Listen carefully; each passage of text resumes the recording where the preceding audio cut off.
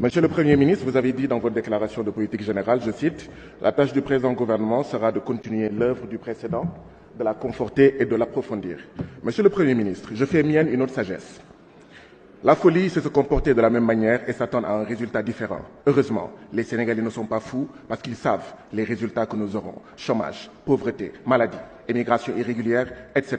Vous avez parlé, monsieur le Premier ministre, de toutes les crises, sauf de la principale, la crise néocoloniale, la crise impérialiste, la crise de souveraineté vécue par toute l'Afrique, particulièrement par le Sénégal. Voilà pourquoi vous nous avez servi une déclaration de politique générale économiquement indigne, politiquement indigeste et socialement indigente. Vous avez lu, comme moi, le rapport du Conseil économique, social et environnemental de France, qui a parlé, je cite, des avantages incontestables du franc CFA pour la France.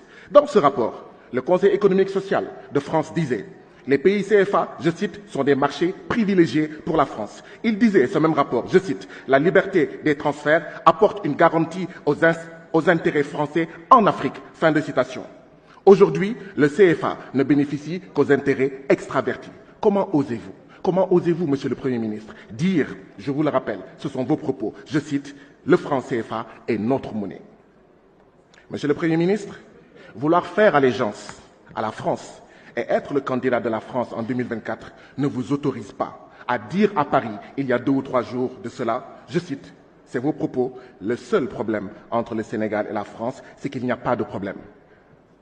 Nos parents, nos grands-parents, nos arrière-grands-parents, tirailleurs sénégalais, assassinés par centaines en 1944, ici, à Thiaroye, vous écoutent, vous entendent. Les victimes du néocolonialisme français d'hier à aujourd'hui vous entendent et vous regardent, monsieur le Premier ministre. Monsieur le Premier ministre, allégeance à l'impérialisme, le premier problème. Mais il y a un autre problème. Le problème de l'Afrique, c'est aussi des présidents, des ministres, des fonctionnaires milliardaires qui ont détourné, volé l'argent du peuple, le privant de santé, d'édifices, de sécurité, de tout.